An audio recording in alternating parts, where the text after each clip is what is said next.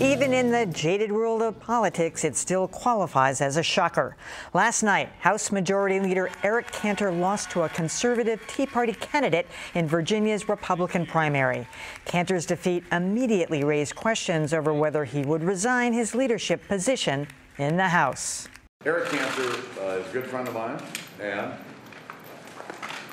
been a very good leader for our party. He's got some decisions to make, but I'm sure that he and the family will come to the right decision. And later today, Cantor informed his fellow Republicans that he will indeed step down as Majority Leader in a few weeks. Joining me now to discuss this defeat is WGBH News political reporter Adam Reilly and contributing analyst David Bernstein. First, David, you say this race was even on your radar screen. It wasn't on the rest of our radar screen. We just assumed that Eric Cantor would make it through the primary, but you were paying attention. Well, there were challenges to a number of primary challenges to a number of the leadership positions, including John Boehner. Looked like he was safe. And also over on the Senate side last night, Lindsey Graham was challenged from the right. So this was one of them, and there was some indication that there was trouble sort of in the Virginia party.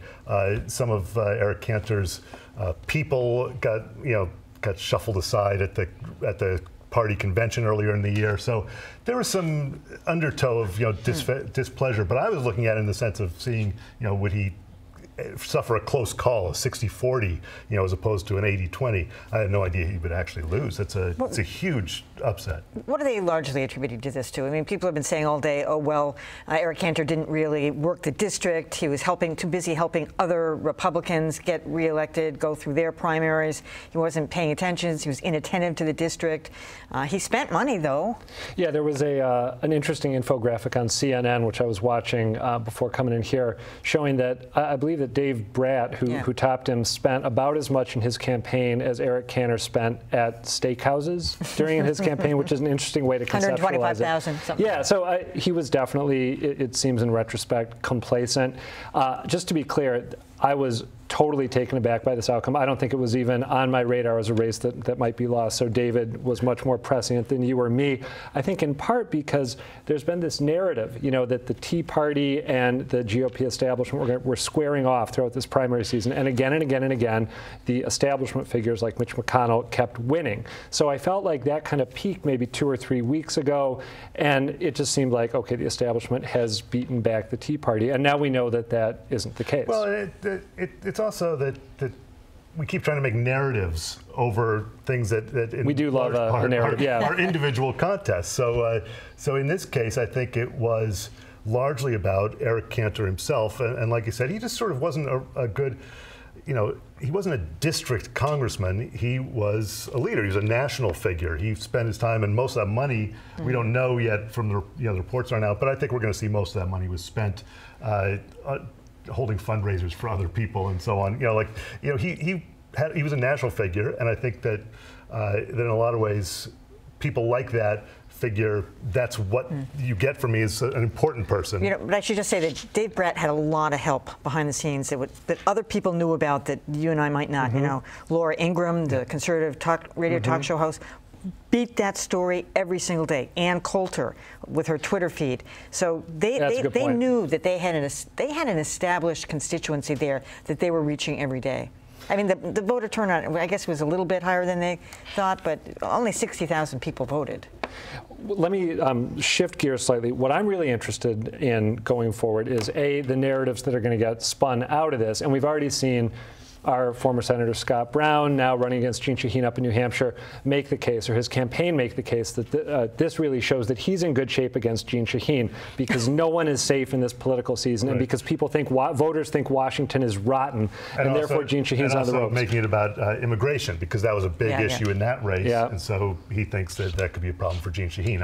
I think that's a stretch. I think so too. I would agree that that's a stretch. And then there's the question of how this is going to shape, and we were kicking this around with Peter Kadzis earlier on the Scrum, the question of how this is going to, shape the GOP going forward and maybe help the Democrats.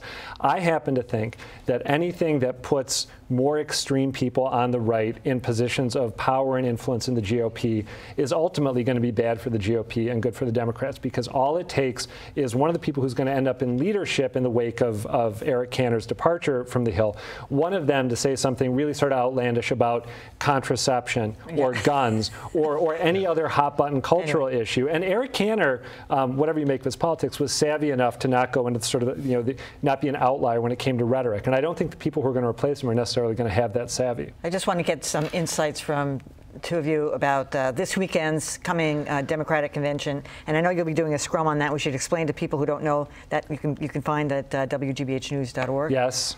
Terrific political commentary with two of you, Peter Kadzis. So this coming weekend, a couple of wild cards there: Don Berwick, Juliette Kayyem, who by all analysis did really well. I listened to quite a bit of that debate at the Herald yesterday. Did really well. Will she get the 15%? I think that's one of the biggest questions going in. There's a lot of people who think that she doesn't have it, but that she might get there. There are undecideds who frankly, a lot of these delegates sometimes would like to help someone over that hump. It might not be someone, they might not be thinking this is definitely who I'm going to be supporting come September, but I think she's done well enough. I want to help her get through, and she has some support behind the scenes. I think it's a question whether she gets through, and it's still an open question whether Don Berwick gets through, although the word is that he's doing a little better. What was Doug Rubin's, Martha Coakley's consultant? He tweeted earlier today, and you retweeted it, that 4 people were going to get 15%. That's really interesting. At least four will get through. So the 5th is Joe Avalon, and he will unlikely. Yeah, he doesn't seem likely, although he has a fair amount of support too, especially in the Worcester area. So those are people who are likely to show up for the convention and cast their votes. It seems like the huge question is Martha Coakley going to be embarrassed by the outcome or not, right? I mean, if she wins it, but wins by a slim margin over Steve Grossman, then it adds to, again, to get back to oversimplified narratives, it adds to this narrative that Grossman has some kind of momentum and Coakley is vulnerable and maybe she doesn't have the nomination locked up. Didn't you write about recently a robo poll that indicated that Grossman could actually win the convention? Yeah, and there's increasingly a sense that Grossman is likely to win the convention and perhaps get the 50% needed to get the party's official endorsement, which doesn't mean a whole lot, but it's a symbolic thing. As we've seen in the past. It was the kidney stone. Anyway, David's going to be there covering. He's got us covered on that convention this weekend. Adam Reilly and I are going to be at the beach. For doing that. Much appreciated. Adam Reilly, David Bernstein. Thanks.